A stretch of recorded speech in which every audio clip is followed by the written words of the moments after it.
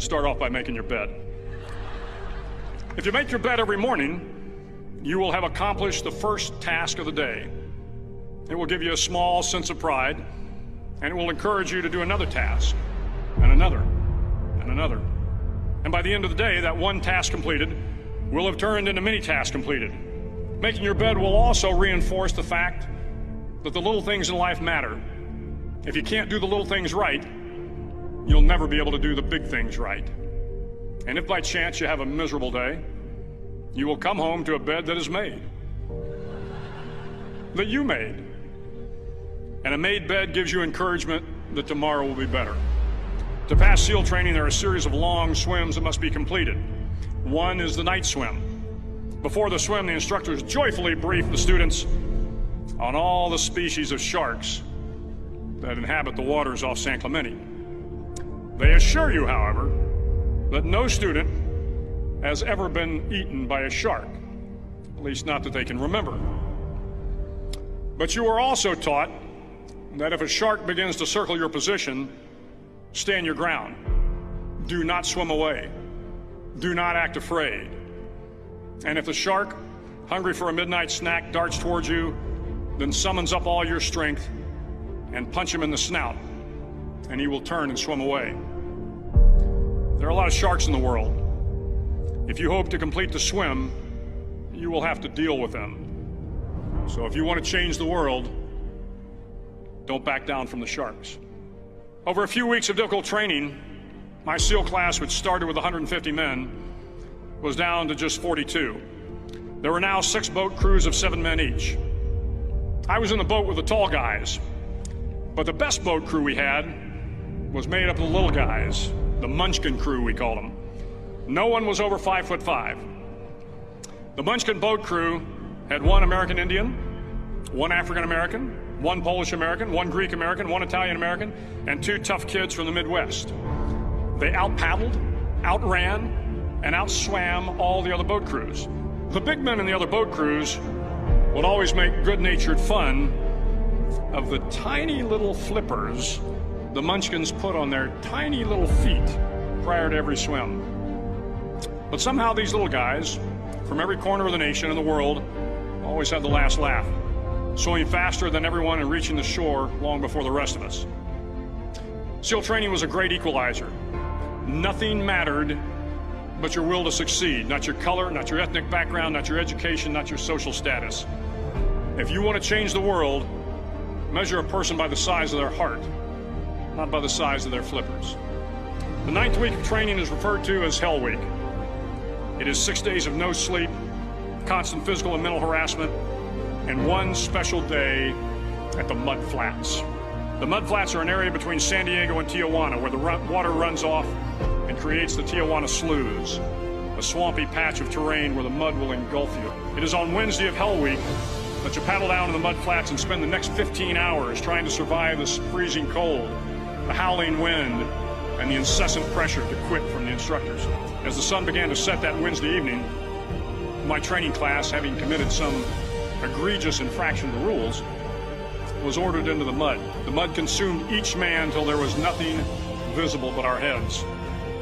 The instructors told us we could leave the mud if only 5 men would quit. Only 5 men, just 5 men, and we could get out of the oppressive cold. Looking around the mud flat, it was apparent that some students were about to give up. It was still over 8 hours till the sun came up. 8 more hours of bone-chilling cold. The chattering teeth and the shivering moans of the trainees were so loud, it was hard to hear anything. And then one voice began to echo through the night. One voice raised in song. The song was terribly out of tune, but sung with great enthusiasm. One voice became 2, and 2 became 3, and before long, everyone in the class was singing. The instructors threatened us with more time in the mud if we kept up the singing, but the singing persisted, and somehow the mud seemed a little warmer, and the wind a little tamer, and the dawn not so far away. If I have learned anything in my time traveling the world, it is the power of hope. The power of one person, a Washington, a Lincoln, King, Mandela, and even a young girl from Pakistan, Malala. One person can change the world by giving people hope. So if you want to change the world, start each day with a task completed. Find someone to help you through life. Respect everyone. Know that life is not fair and that you will fail often. But if you take some risks, step up when the times are the toughest, face down the bullies, lift up the downtrodden, and never, ever give up. If you do these things, the next generation and the generations that follow will live in a world far better than the one we have today. And what started here will indeed have changed the world for the better.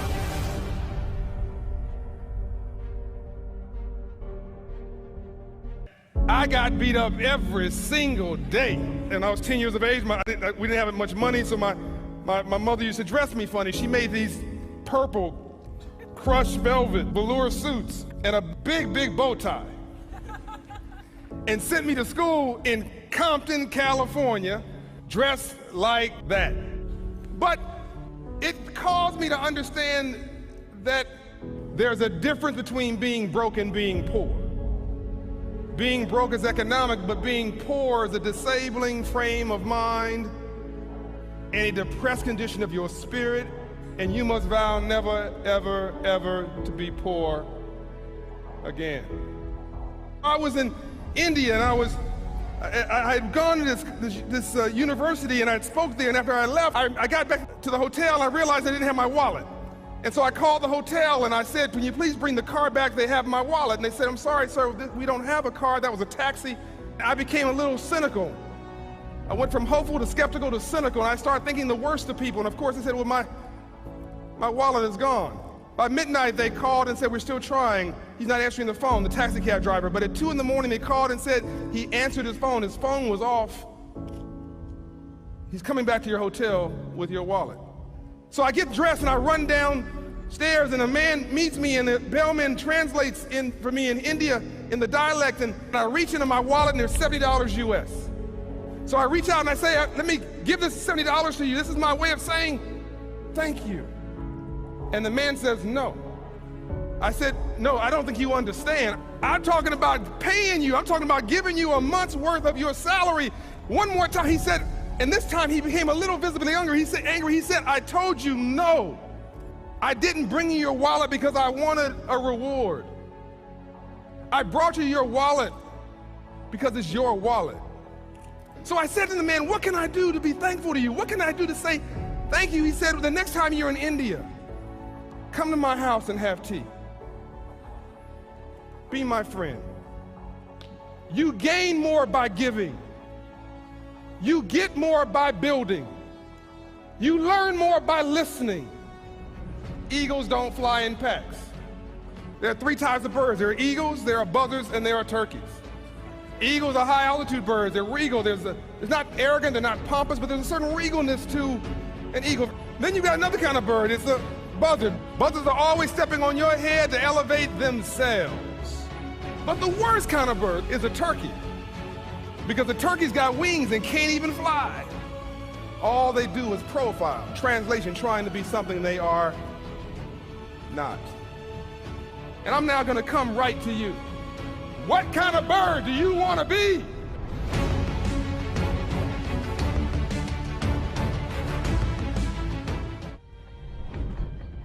You don't owe these people anymore. You've given them everything. Not everything. Not yet. See now what have to become to stop men like him. If you make yourself more than just a man, if you devote yourself to an ideal, if they can't stop you, then you become something else entirely. I tuned. You go after and you give it all you have. If you lose, at least you try, man. I failed. It's 10 times more of a man than someone said, what if? Because what if never went to the arena? That's called courage. Now that's the stuff leaders should be made of. Think something's wrong, maybe it's time to stop. No, it's time to move for you. First, mentally, you must believe it before you physically start. I choose to rise, not fall. I choose to live, not die. The day will be that day. Not tomorrow, not next week, but right now, right here. Belief will change my world. History will remember me. I will myself, I will never go out not knowing I've given everything I tried. 'Cause who am I?